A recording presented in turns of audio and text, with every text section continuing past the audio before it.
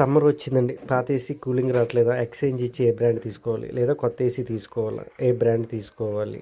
ఏ star rating తీసుకోవాలి? 3 స్టారా? 5 స్టారా? ఇన్వర్టర్ మోడలా? నాన్ ఇన్వర్టర్ మోడలా? ఏ మోడల్ తీసుకోవాలి? అసలు ఆ పవర్ సేవింగ్ ఎలాగవుతుంది? Raise your AC temperature by 1 degree, reduce power 6% ఉంది. అంటే మనం టెంపరేచర్ యూజ్ని బట్టి మనం పవర్ బిల్ అనేది తగ్గుతుందనేసి అక్కడ క్లియర్గా మెన్షన్ చేశారు. కానీ మనం 3 స్టార్ 5 స్టార్ అనే దాని మీద ఎక్కువ డిపెండ్ అయి ఉంటాము. మరి నాన్ ఇన్వర్టర్లో మిట్సుబిషి వచ్చినప్పటికి 2 స్టార్ 3 స్టార్ కూడా ఉంటుంది. కానీ ఎక్కువ పవర్ బిల్ సేవ్ అవుతూ ఉంటుంది. అంటే కూలింగ్ వచ్చే ఎఫిషియన్సీ బట్టి, బ్రాండ్ బట్టి, రూమ్ సైజులను బట్టి అనేది పవర్ అనేది మారుతూ ఉంటుంది.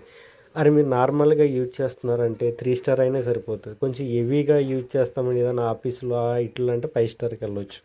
అలా బ్రాండ్స్ అంటారా, మనం వాడి విధానం బట్టి ఉంటుంది. ఐఫోన్ ఉంటుంది, సామ్సంగ్ ఉంటుంది, ఈవో ఫోన్స్ ఉంటాయి. దేని క్వాలిటీ, దేని కూలింగ్ ఎఫిషియన్సీ దానికి ఉంటుంది అన్నమాట.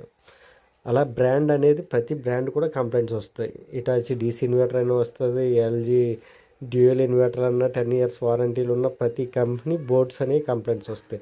మీరు ఇన్వర్టర్ మోడల్ తీసుకోవాలంటే ఓపిక ఉండాలి. కంప్లైంట్ అయ్యే వరకు మీకు ఓపిక ఉందంటే ఇన్వర్టర్ మోడల్కి వెళ్ళండి.